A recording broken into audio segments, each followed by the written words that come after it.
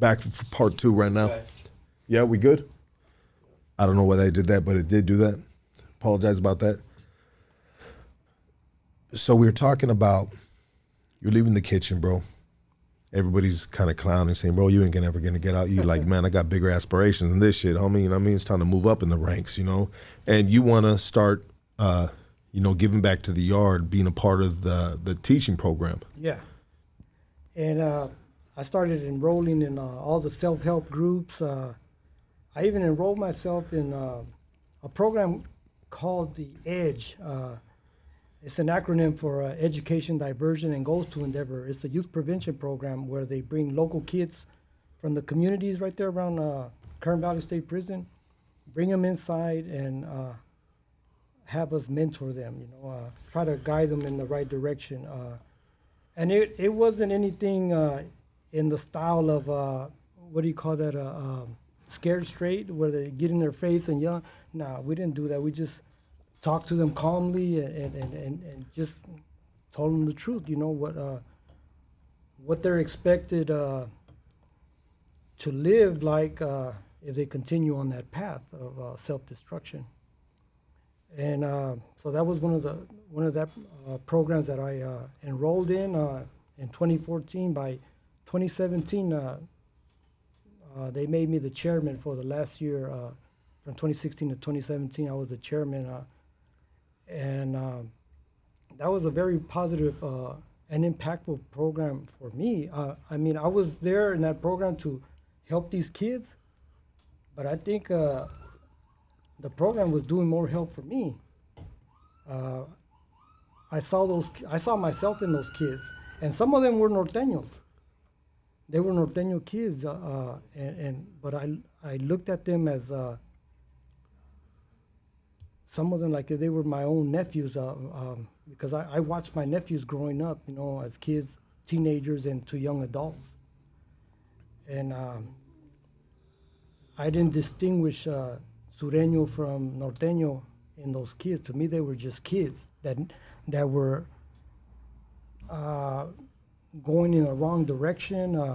I didn't want to see them having to experience what I went through, and so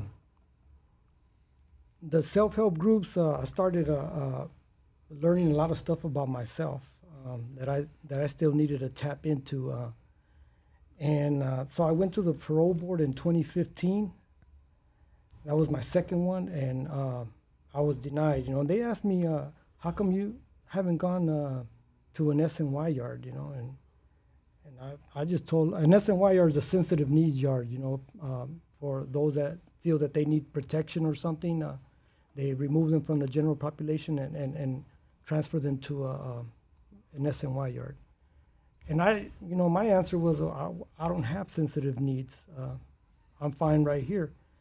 And they denied me parole, and I think in large part that was because of that.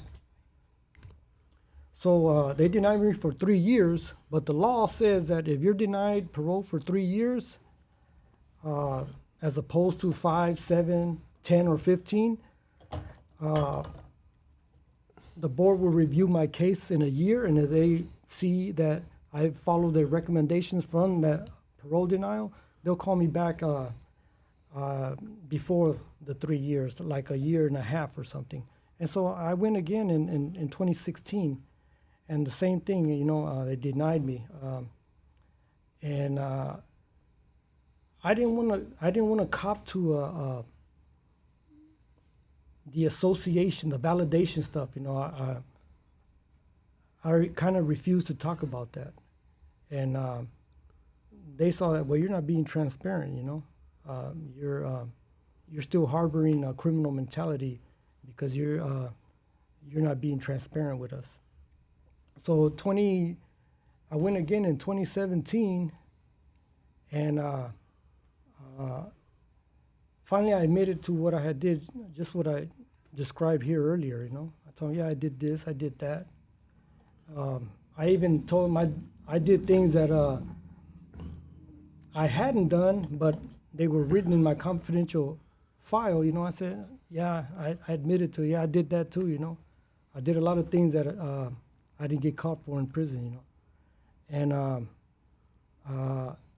they denied me, but they gave me positive feedback. Okay, now you're coming around. You're starting to open up, So I went. I got an override transfer to Ironwood, and I had 155 points at Kern Valley, and Lucky, to get to a level 3 yard, you have to have 59 or under, and you only reduce per year 8 points. So how long is that going to take me from 155 to get to 59 when I only reduce 8 points a year? Too long. Too long. But they had changed the policy, and now you can get override just as long as you show positive programming, and you go to committee, and the committee feels that you're suitable, eligible, and suitable for that override. You can apply for it and get that override. So I did. I applied for it, and my counselor was adamant about not recommending that transfer. But I had a lot of staff, COs and the teachers I was working for spoke up for me, and they told the captain, like, this guy's a model prisoner, if anyone deserves it, he deserves the override.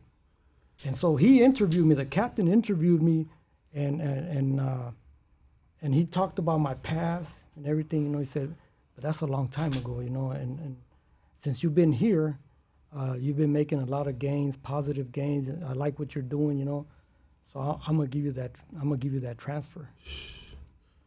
And when I went to committee for that to make it official, because you have to go through the formal process, my counselor was arguing with the captain about that. She said, I don't want to put my signature on that, because if he goes over there and does something, my name's going to be on that. And they had me step out of the room so they can argue. And then they called me back in. And the captain said, not all were in favor of the transfer, your override transfer, but I have the last word, and transfer's granted. And she was sitting now in a high chair with a gag ball in her mouth. Yeah. Shut your ass up! Damn, bitter. Fucking, I get it though. But at the same time, when they reading your file, bro. All right, well, let's read this part too. Don't skip over all these good things that the homie's doing right here. Yeah. And you know what? It's crazy about too, in regards to like counselors and COs, and not all of them, obviously, from what you're saying, but the captains. They're professionals at this point of seeing through the bullshit. Yeah. Like they're like, hey, I didn't grow on the streets, but I've been working here for X amount of years, and I've seen the best and the worst. You know what I mean? And right now I'm looking at you, dog, and I don't feel like you running game on me. You know what I mean? Mm-hmm. I don't feel like all the shit you've been doing on the yard right here has just been a fucking, a facade, a fucking, a circus, or something. Like you're the real deal, bro. We're gonna give you the transfer. They give you the transfer, bro, to Ironwood. That's exactly what the captain said. He used the words, "You're the real deal." Yeah, that's what he said. There it is, there, baby. Let me add. I had there was an inmate scholars program out of Bakersfield College that it was a pilot project they were doing with Kern Valley State Prisons on my yard to do inside college courses, where the professors coming inside, and I was the first one of the first 30 guys that were chosen for that pilot project. And so I got to meet the director of that program from Bakersfield College. She was coming in, and she wanted assistance, to try to recruit more guys to come in. If the program is a success, we'll expand, bring more professors in, and bring more, try to get more students off the yard to come in and enroll. So we had initially 30 guys, and then we got up to like 50, and we were stagnant at that point. 50, we couldn't get more guys off the yard. That's when they started utilizing me and 4 other guys. We were part of the Inmate Education Advisory Council, and so we set out to going building by building, talking to the guys on the yard. Hey, you guys want to enroll in college, man? It's a good program and everything. And we started bringing in more guys. And by the time I got that override transfer, remember I said we were stagnant at 50 for close to a year. And then when they allowed us to like go recruit, we got to about 250. Damn, bro. And growing. That's dope. By the time I left, and more professors started coming in. Then the program started expanding to other prisons, all the local prisons around Bakersfield, and it was a success. That program was a success. Thanks to you. They gave me a lot of credit on that. The vice principal from the education department, he wrote me a good chrono, to take to the board with me. That because of the success of that program, and in large part was my participation in it. And the other guys that I mentioned that were part of that Inmate Education Advisory Council. Absolutely, yeah, that's dope, bro. So I get the transfer to Ironwood. And there's all kind of programming over there. I mean, these guys are getting found suitable by the week. And I couldn't believe it because I had only seen one guy ever that had been found suitable, and that was on Kern Valley on my yard. I was supposed to be the second one getting found suitable on that yard in Kern Valley. But now I'm in Ironwood, and this is just a parole suitability factory. They're producing guys. You're in the perfect spot to go home. Yeah. And the first guy that I hear that got found suitable, Mark Taylor. I approached him. I would start picking his brain. I told him I had been to 4, got denied. So he said, "Oh, just sign up for these classes, and I facilitate some of them." I said, "All right," and I did that, and I started learning a lot more things about myself through these guys, and so I'm working again in the education department, doing the same thing I was doing at Kern. So now we're in March 2018, and here my parole board comes up again, and go through the same process. Right away, the commissioners asked me, "You were supposed to go home on your last one in 2017. What happened?" And I told them, "I know what happened. I wasn't transparent with you guys. I wasn't truthful with everything that I did in prison, and I minimized." And he said, what part did you minimize? I said, the extent of my role in the prison gang. And he asked me, what do you mean by that? I said, there were times when I shot called. And at the last hearing, I told you that I didn't. But here, I'm telling you that I did. And he said, like, damn, that's all we wanted to hear. Yeah. Just that right there, that, I called some shots. And they let me go home. Let you go home. They let me go home. Right then and there. Yeah. I mean, what did they tell you, bro? The commissioner, the lead commissioner, after the hearing, he asked the guard to put me in the holding tank right across the hall. He said, I want to speak to him in private.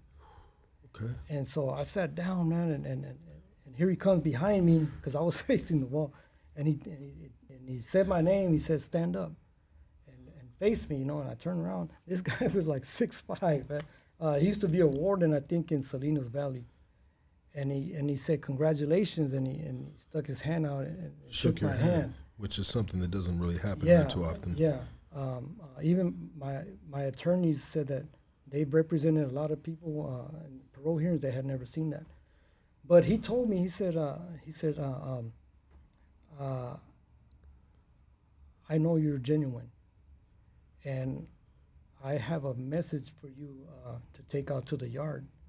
He said, tell the guys that they can come home, just like you.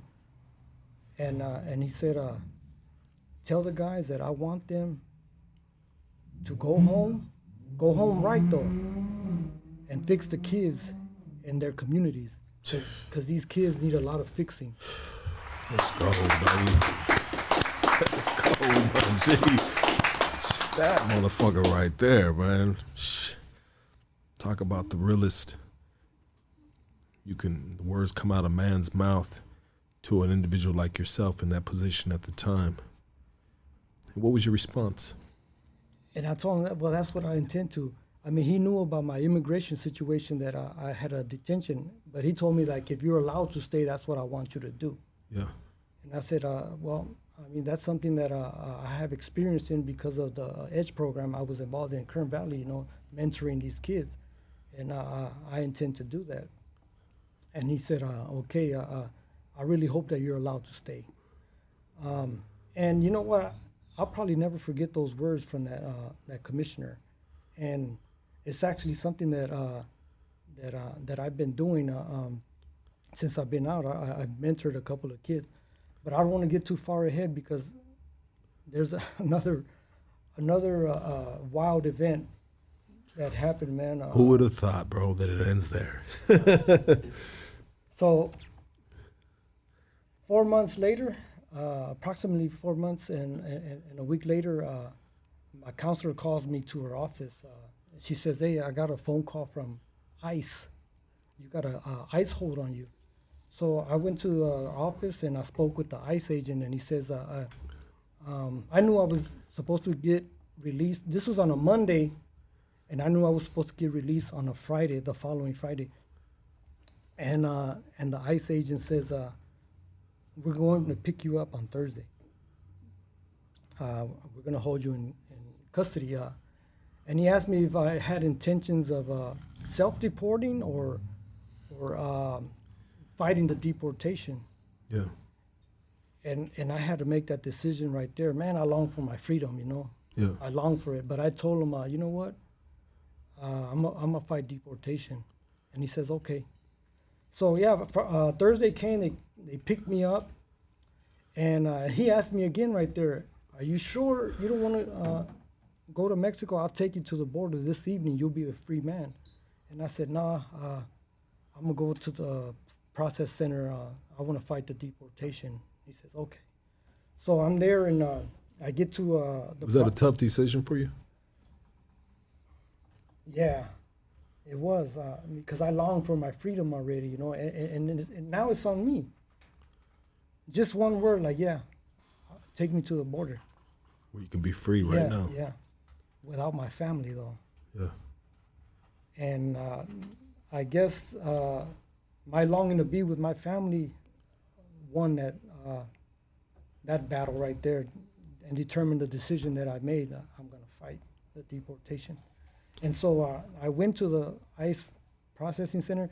And when I got out of the prison, man, I felt like, man, liberated, the politics and all that stuff, it was over with. I mean, I wasn't involved in that anymore, but just not being around it anymore was a relief, because even though you already like stepped away from it, but it's still there, and so I go to the ICE detention, and as soon as I get to the dorm or where I was at, there's a few Sureños there, and they approach me, and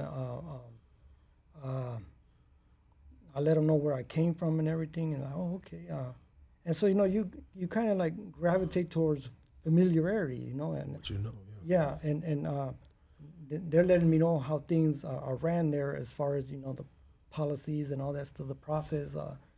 But these guys tell me right away, like, hey, we had problems with the paisas. You know, we were just in a riot yesterday with them. I said, this can send you back, huh? Yeah, like it's a parole violation. You know? Yeah. And I don't even remember what it was about, you know, but they got into it in the dorm. And I want to make sure that I don't violate parole. That'll secure your freedom. Yeah. And so tensions were still high because it just happened the day before. And so I said, well, who called shots for them, you know? And they pointed them out. And I said, well, you know, let's hold a meeting, you know? And we did. We held a meeting, and it was talk, you know, hey, and I'm making suggestions, you know. Absolutely. Hey, okay, what happened yesterday, man? That's just dead. You know, you guys got your licks in or whatever each side. It's over with. Let's start afresh. Let's start anew. And everybody agreed. And after that, it ran smoothly, you know. Communication skills, baby. I mean, you were vet in the game, baby. You know what I mean? And where you came from, bro. I mean, as far as I'd be in that situation, your word is gold, baby. You know what I mean? It's like, hey, OG homie, I think this, all right, dog. You got a couple dudes that are fucking got their feathers ruffled up and shit, and it's just like, hey, my G, be easy, dog. Yeah, so everything was cool. So 2 weeks after I got there, I get a asylum interview because I'm requesting a asylum. I'm telling them that, you know, my brother that's right here, he had an incident with some cartel members over there, man. He was over there visiting and they want to know who he was, you know. He has tattoos on him, and so like he's not from around here, you know. He has tattoos, so they forced him out of a location that my brother was in, and they took him out at gunpoint because my brother was refusing to leave the establishment because. As my brother told me, he's like, man, if I go with them, that's probably it for me, you know, considering what be going on over there, you know. Yeah. My brother said, man, they're going to find me all chopped up or something, you know. But they once they pulled guns on him, they took him outside and just interrogating him, like, who are you? Why are you here? You know, and they were just, according to the answers that my brother was giving, they were confirming them, you know, and so they found out that my brother, they asked him, where does he live? What does he do for a job, for a living and everything? My brother lives in L.A., you know, he's just visiting over there. He drives trucks. These are being interrogated by cartel members. Okay. Yeah.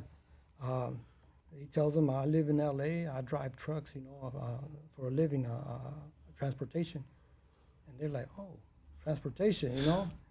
And so they offered him to do business for him, you know, and my brother declined, and that didn't sit well with them, you know, and so I don't want to get too much into that, but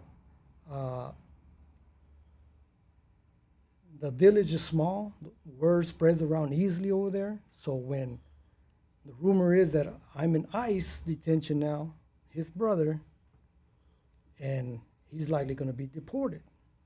So now there's rumors about these members that took him outside of that location at gunpoint. That, oh, well, when Serafin gets home, we'll grab him and force his brother to do our bidding.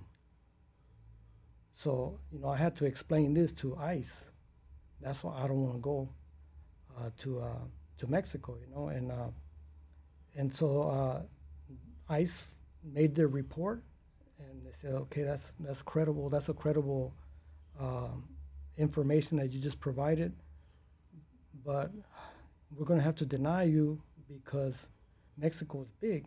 It's a big country. You don't have to necessarily return to your home village. You can go anywhere else in Mexico and be safe. And so I said, they told me, do you want a judge, immigration judge, to review your case, or are you willing to sign now for your deportation? I said, no, I want a judge to hear that, you know. So I went to court a week later before immigration judge, and the same story that I told the asylum officers, I repeated it to the judge. But I was telling the judge, like, I need a lawyer. I don't. From the very beginning, I told him I don't want to have this hearing. I want a lawyer. And the judge was like, well, you only have 10 days, and we're on our 6th day. We have to proceed. I said, no, I have 4 more days. I could get a lawyer. In 1 day, I could get a lawyer. And he was like, no, we're going to have this hearing. So as I'm telling the judge all this, I'm reluctant. I keep repeating, I need a lawyer. The report said that I requested a lawyer about 13 times. So finally the judge made a decision to have me deported. But he reads it, and it says on the document, you have 15 days within which to file an appeal. Otherwise, you will be deported. If failure to do so after 15 days, you will be deported. So I said, okay, I got 15 days. Well, the next day, they wake me up at 4 in the morning. Hey, pack up your stuff. You're being deported. I said, no, I have 15 days. Well, but at that time, 14 days. And I said, no, we're deporting you today. I said, no, look, this document right here signed by the judge. We don't care. You're being deported today. So I'm like, damn. And I told him, no, I'm not going to cooperate with the deportation. So we're at a standoff now, and I'm in the dorm. And I tell him, you're going to have to drag me out of here. Now here's getting physical. Here's potentially a parole violation if I get physical, you know. And so I'm trying to find a way to deal with them. And they shut the phones off over there when there's a deportation process going on to Mexico for security reasons. They don't want anyone hijacking the bus en route to the border. And so I can't call attorneys or anything, you know. And so I asked to speak to the, like the equivalent to the watch commander of ICE there. And they said, well, you have to go up front to the front office because he's not going to come over here to the dorm. And I'm like, I'm not leaving this dorm because I know if I leave this dorm, I'm not coming back. Yeah, they're going to cuff you up. And they put me in that bus. So at 1 minute, I was thinking like, have everybody come out, man, and like do a demonstration or something. Like, no, you're violating his rights, you know. But it's 4 in the morning, you know. Yeah. Everybody is asleep, man. So they told me, look, if you want to speak to our supervisor, and go up to the front. I finally decided to do that, and I took my stuff with me, and I gave everything to the guys that I was there with. Gave them everything. I said, look, I'll come back. I want my stuff back, you know. And they were like, all right, thinking I wasn't coming back, you know. Yeah. And so I went up to the front, and I got to speaking with the supervisor from supervising ICE agent, and I'm explaining to him, you're violating my rights, you know, but they didn't care. So I said, well, you guys are going to have to drag me. And there was like 25 other guys that were being deported to Mexico with me, along with me. And by the time I got to the front office, these guys are already out of their jumpsuits and in their civilian clothes on the chain gang. Yeah. And they're ready to go on the bus. I'm holding them up. And so the supervising ICE agent says, look, give us your fingerprint. And I said, let me get a phone call first, and then I'll give you my print, because that's part of the process. They want your index fingerprint. I said, I'll give you my fingerprint, but just give me a phone call. And he said, it doesn't work that way. And I said, well, you know, get your guys together, and then you're going to have to drag me in the bus. I'm not going willingly. They didn't want to do that either for some reason. Well, they're violating my right to begin with. So if there's a report that this is going on, it's going to come out like, well, you weren't supposed to deport him today anyway. So I knew that much. And so it was like a game of chess, you know, and we're at a stalemate right here. So right at the point where I thought they were getting ready to put their hands on me, I gave in. I said, okay, you know what? The supervising agent, he told me, look, as all these agents right here are my witnesses. Give us your print, and I'll walk you to that phone and let you make a call. And I looked around, and all of them went like this. I said, all right. I gave him my print, and sure enough, he walked me over to the phone. I called Loyola Law School, who represented me at all my parole board hearings. By this time, it's already like 9 a.m. because it was a long process. It took that long of a standoff, you know. And I called Loyola. They answered, and I'm telling them what's going on.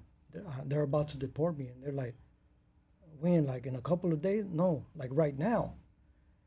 And they're like, oh, but they can't do that. Let us speak to one of the agents. And I looked at the supervising agent. My lawyer wants to talk to you. And he's like, no, we're not going to talk to any lawyers. I'm giving you your phone call. Do what you got to do, because we're going to hang up in a minute. And my lawyer says, okay, Serafin, look, we want you to do this. Whatever you have to do it very slowly. If you got to tie your shoes, tie them very slowly, because we need every minute, we need every second to file an emergency appeal. I said, all right, hung up, boom, and did exactly as they told me to do. You know, I was taking my time, getting out of my jumpsuit, putting on my socks, my clothes. I was taking my sweet time, man. And finally, when I was ready, I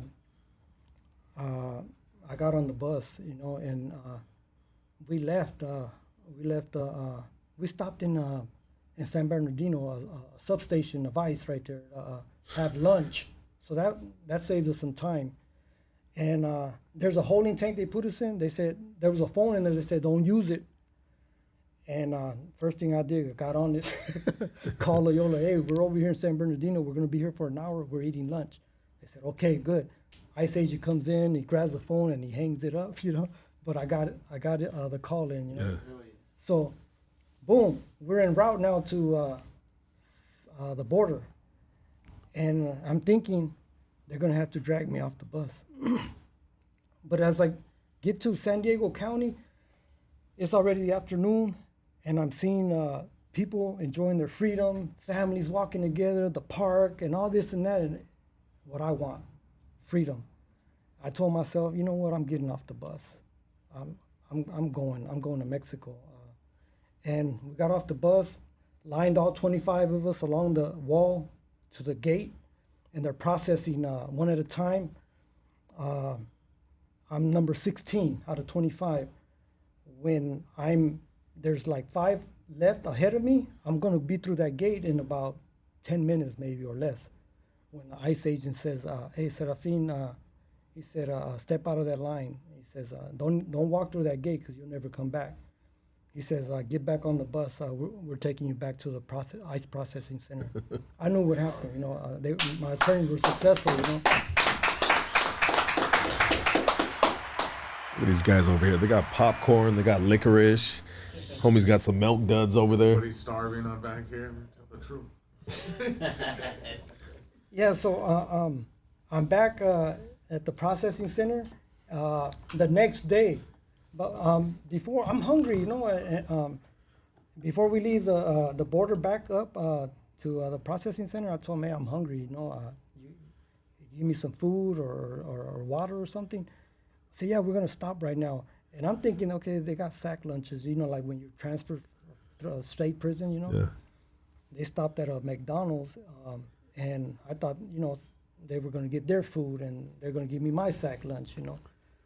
They came back with 2 sack lunches, but they're from McDonald's, you know.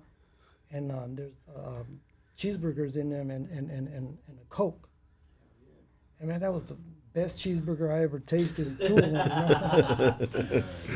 Yeah, man. And so, boom, I get back to Adelanto the next day, and 4 in the morning, 24 hours later, and I go in my room where I was at, and one of the homies was there on the bottom bunk, and I'm like, hey, give my bunk, man. go back up to the top bunk, man. I want all my stuff back.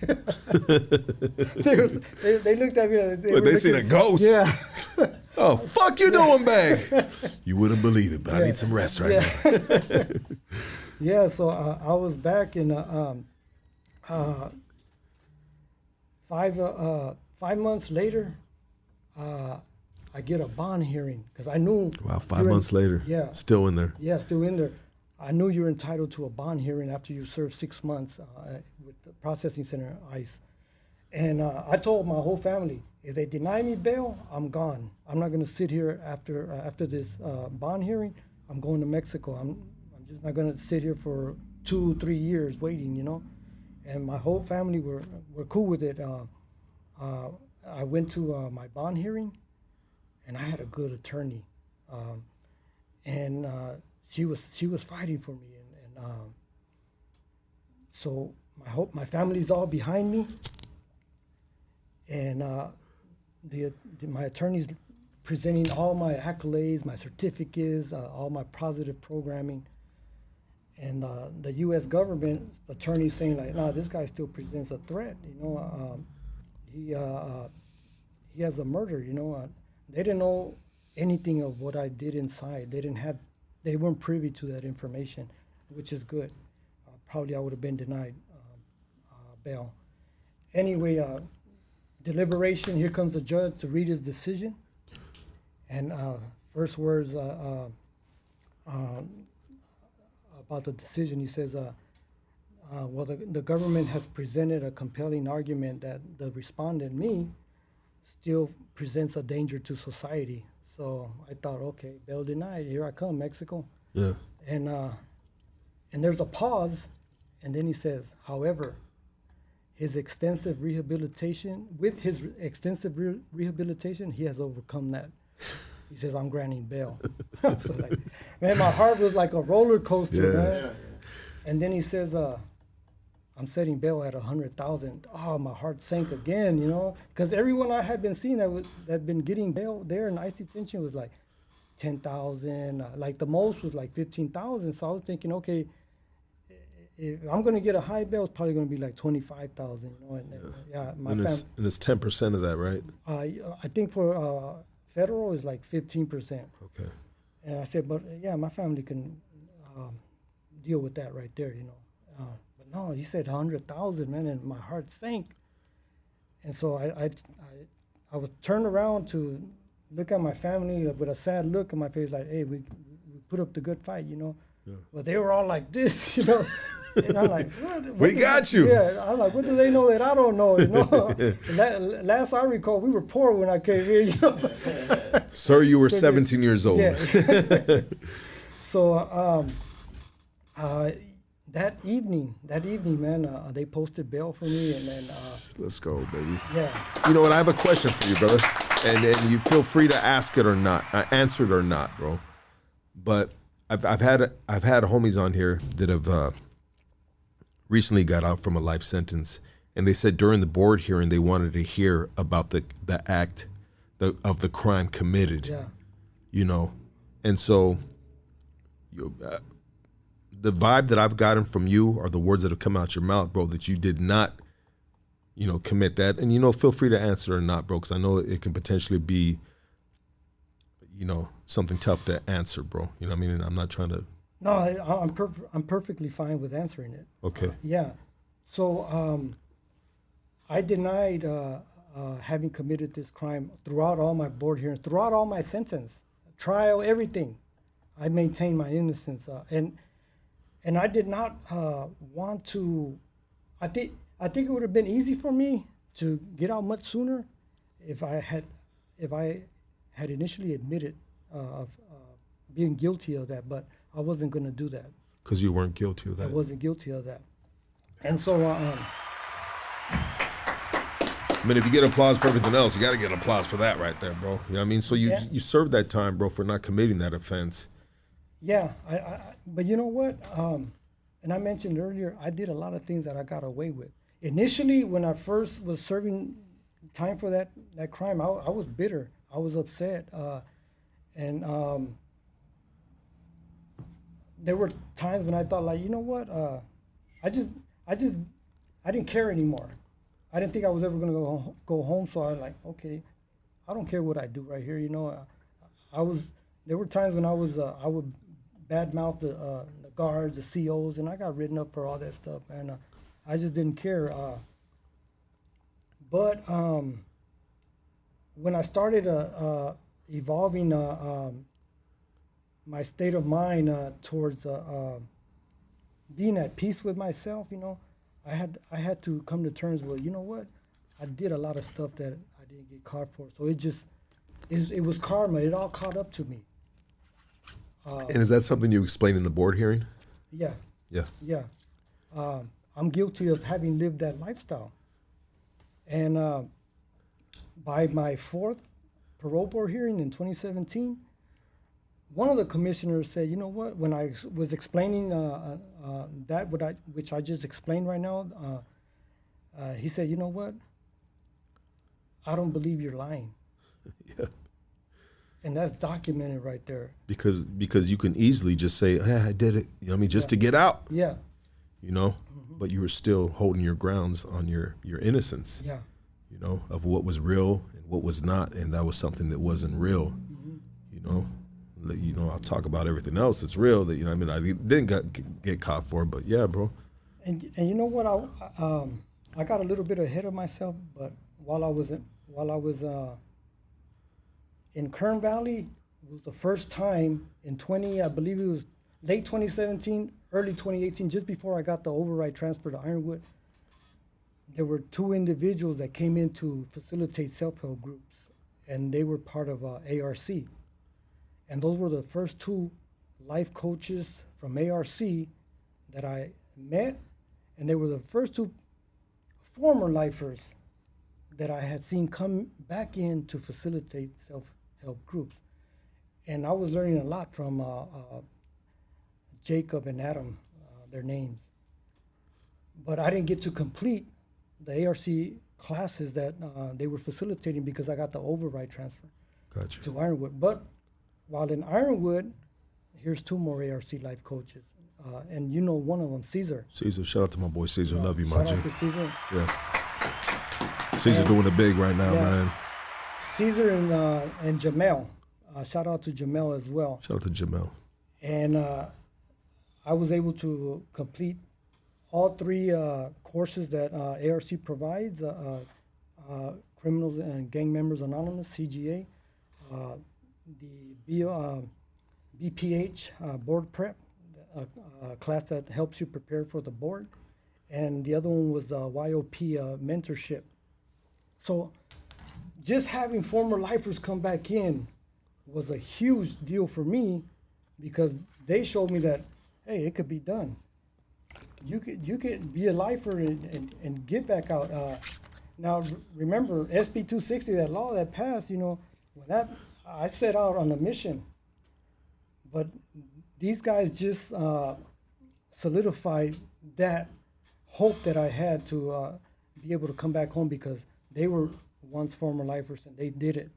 They were able to come, and so I learned a lot from them, and especially Jamel and Caesar at Ironwood, because I was there a whole year, and I completed their classes there. That helped me a lot to prepare myself for that fifth and final board hearing, in which I was found suitable. And so coming home, being bailed out from immigration, coming home, and I have that video. I'll show you that video. I'll share it with you. Yeah. I kept in touch with Caesar and Jamel, ARC. I would go visit the office, and Caesar has been a huge, and still is a help for me. Like when opportunities arise out of ARC for me to take advantage of resources and stuff, he would call me. Hey, we're gonna have, like, for example, the Second Chance Construction Apprenticeship Program. He called me, hey, you wanna join? I said, yeah, And the program was about 3 months of training in the various construction trades. And if you graduate, you have the opportunity to be placed in a union job in construction. Eventually earn good wages. And so I did the program. I completed it. I graduated. It was a great experience. but I was like 51 at the time, man, and the training was tough, man, because they had you hauling like 150-pound blocks of cement as part of the training. These motherfuckers. Yeah, bags of cement weighing 90 pounds, and those 3 months, man, I was starting to question, man. I'm in my 50s already, man, and you know, if I take a job like this, when am I going to retire, man? You know. I mean, yeah, you weren't getting no mental deterioration. Now you're getting a little hip deterioration. Yeah. Seriously, you know? Yeah. Sure, for sure. But I was determined to complete the program, which I did, so now Caesar calls me again. He says now there's openings for life coach positions. The state, CDCR, the state did a contract with ARC to expand the Hope and Redemption team. That's my department of ARC. Before we were like in nine prisons only, or maybe less than that. But now we're in all the prisons. Wow. Shout out to ARC, baby. Making a difference, making a change, giving just giving people hope, man. I mean. So I applied and I made the cut. And so now I'm employed as a life coach on the Hope and Redemption team to go back inside and facilitate. And this past Monday and Tuesday, I went to the institution I was supposed to work in. I don't want to say the name yet because, I want to surprise some of the guys in there that I may know in there, you know. And on Wednesday, I was supposed to go to hit another institution that's nearby. But when I got there on Monday morning, one of the officials from the institution said, we're short of staff, there's no program, you can't come and facilitate. I said, okay. Same thing Tuesday, short of staff. So then on Wednesday, something happened at that institution where there was going to be no program either.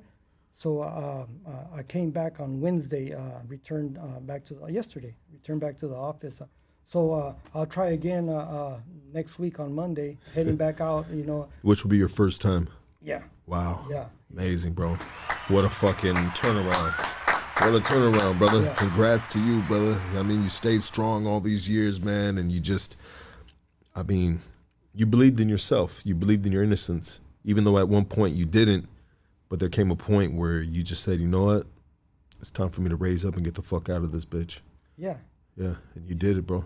And I want to go back in there to be that example.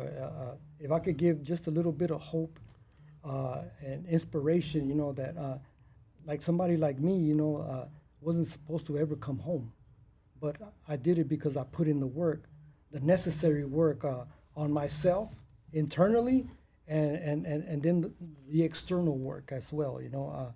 And I want to go back in there to give the blueprints on how it could be done, because everyone, you have to do it, you know. I can go in there and guide you, but at the end of the day, you have to do the work on yourself. Absolutely. Can I ask you a question? What would be your psych evaluation on yourself right now at this point? I would be extremely low risk. I mean, not in that sense. Like, did you now that you're out on the free world, bro? Are there things that you know? Have you got on a plane? Have you do you deal with any PTSD from doing so many fucking years in a Pelican Bay shoe program, or just being locked up since 17 years old, bro? I think everyone that's probably been in prison, even if you do a short amount of time in prison, probably comes out with a little bit of PTSD in various degrees, you know. Yeah. But I definitely suffer from it. I mean, I still shower in my own personal shower with my shower shoes. Yeah. I'm washing his socks in that bitch, dog. Got them hung up. It's like, bro, we got a fucking washer, dryer, and a good one too. You know what I mean? Like this shit will fucking Febreze your clothes, dog. You know what I mean? Like you don't even got to iron these motherfuckers. Put it on fluff. Yeah. Technology, huh? From 17 to now, bro. Yeah. Absolutely, brother. I mentioned earlier, you know, I got my 4 degrees, all with honors, 3.7 GPA, and I applied to USC, but I didn't get accepted because I learned I still have a couple of requirements that I have to meet. So eventually I'm gonna take care of those and reapply, because that's my dream school. I grew up like a couple of blocks from there, and I have a family history. I have 2 sisters and a nephew that graduated from there, and I want to follow in that tradition with the family. So you want to graduate from there as well? Yeah. And in what course, what subject, what degree? Business. I like business, social work too. You know. Absolutely. Yeah. Well, damn, brother. Congratulations, dog. Yeah. Let's take a couple phone calls and then we are out of this. And this has been amazing. This has been amazing, brother. You know what I mean, man, dog. I mean, do you have any plans of like, bro, a family? I mean, anything like that? I mean, you're still young, bro. You know what I mean? You can still pop out a couple babies, bro, you know? Yeah, you know what, man? I hope I'm not shooting blanks, man. You know, maybe I gotta go get Yo, what's going on, I said? Oh, shooting blanks. I mean, but you know, we got Preston can let you know if you're shooting blanks or not. He's a taste tester for blanks. Where's he at? What's up, Vato? You're on Hoodstocks. Talk to us, bro. What's up, Vato? What's going on? What's going on? Man? What up, dog? You're on Hoodstocks. Talk to us. Hey, man, after like 20 years and you get out, dude, weren't you like, man, you know what, I'm going to get my life together, going to give me a hyena? You know, I've been all these 20 years with hyenas. Like, is that like the first thing you thought about? Like, man, I'm going to be free, do all this stuff, get a Highland. Oh, yeah. Fucking Cheech Chong, dog. Cheech Chong right here, dog. Yeah, I thought about that, you know, but I wanna get my life in order first before I think about a relationship. I'm barely starting out my life, you know. Oh, that's good. That's good. Yeah, hey, so when you guys were in the Pinta, did you guys like keep up with the current events like during 9/11? Or you were locked up. You guys also experienced that stuff, right? Man, I still remember exactly what I was doing at that time. When I turned the TV on, I was working out. I was doing my workout in the shoe when that happened, and I thought it was just a fire. And then I see the second plane that flew into the other building. I was like, oh shit, you know, this is. Yeah, those AHADs. Yeah. And they're all from Saudi Arabia. But for some reason, we attacked Iraq, but it was Saudi Arabia. Yeah, it's pretty smart. It's like Ukraine right now. The United States has biological weapons in Ukraine, but then Russia's the enemy, man. It's bullshit, you know. The United States government is very corrupt.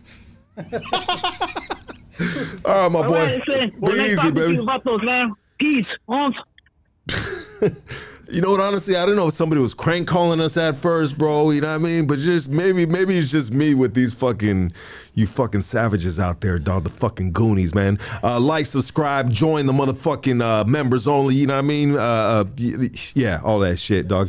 What do we got going cracking right here? What happened right here real quick? Hold on a second. Yeah. I just got a text. Salute to Preston and his family right now. We love you, my boy. Take care of Victor, dog. We love you. We love you. We love you. Prayers to Victor right now. And that's just something that I got a text on, and I'm just going to put that in the universe right now. Any more phone calls? Go ahead. Call. You guys were blowing me up the whole time homie was talking, dog. Rudely interrupting. You weren't even didn't the homie teach you anything about when someone's having a conversation on the fucking theta, homie? Shoot a text. Hey, Lucky, I'm going to call right now. You know what I mean? That's how you do it right now in this time we live in. 2022 avatars. You're on Hoodstocks. Talk to us. What's up, Lucky? Hey, I have a question, bro. Oh, hold on. Damn. The whole second chance program. Do you ever feel like maybe you get taken advantage of or anything like that as far as the program goes? What do you mean taking advantage of? Like you know, they give you the harder stuff to do, or they make you do more for less and stuff like that. You know what I mean? Are you happy with your pay rate? Yeah. When I was inside? No, you're talking about out here now, right? Like with the homies that are getting out. And I mean, you know, this dude was wrongfully convicted, but he said, hey, karma, I was doing other fucked up things. I mean, right. I mean, are you talking about the pay, bro? No, my bad. I'm talking about you. When you got out, you said you went in a program where you were like learning a trade or learning to work construction. Yeah, they were. I was actually being paid a stipend every 2 weeks. The construction, the Second Chance of Construction Apprenticeship Program was giving me $900 every 2 weeks to be trained in construction work. Yeah, I mean, I'm sure it worked out for you, but what I was talking about was as far as the work, bro. Do you feel like they were giving you harder stuff to do, or trying to like take advantage of you as far as, because you know you did your time and then you come out here, and then sometimes like people like to see, you know, individuals less, you know what I mean? I don't didn't. know. No, I didn't get that vibe at all from this Okay, program. cool. No, I think they were going above and beyond to make sure to assist us, me and my cohorts, and they were very helpful in trying to see us succeeding in life out here as free citizens. Yeah, okay, that's good, bro. Good for you in that program, bro, because we need more programs like that, man. Sometimes, you know, people get taken advantage of, and that ain't right. You know what I mean? Yeah, I hear you. That's not. Fortunately, that's not the case with ARC. We genuinely try to look out for our returning citizens while they're out here, and even while they're in there, try to help them come home. Absolutely. Thank you for calling, brother. Appreciate you. You know what I was thinking about when homie was talking about, you know, being taken advantage. I think after being gone for X amount of years, bro, and finally getting your freedom, I mean, you are grateful for anything that's putting forth to you. So, oh shit, you're going to give me money to do this? All right, I'll take that shit. I mean, it's just a different mentality. I mean, your thinking process is a whole lot different than potentially saying, oh, you know what I mean? I mean, you're grateful for everything that's been putting forth to you, but I can get it. I mean, maybe down the road, you can look back at it and be like, well, maybe that wasn't fair. But then again, it's up to you to change that, right? You know what I mean? And if it's not right, you know what I mean? The system will not always be correct, but as dudes get siphoned through it and shit, there will be dudes probably like yourself, bro, you know what I mean? That will come back and say, well, it's kind of like, you know what I mean? Work the kinks out or whatnot. Yeah. And I mean, nothing's going to be perfect, bro. You know what I mean? Yeah. But shout out to the ARC program, baby. They are doing it big, and we love you guys, brother. And you know what, my G? This has been amazing, dog. This has been amazing, and it's been an honor. Thank you so much. Is there anything, like, if people want to reach out to you, talk to you, I mean, is there anything that you want to put out, any events you got coming up? I mean, go ahead and just share them right now, brother.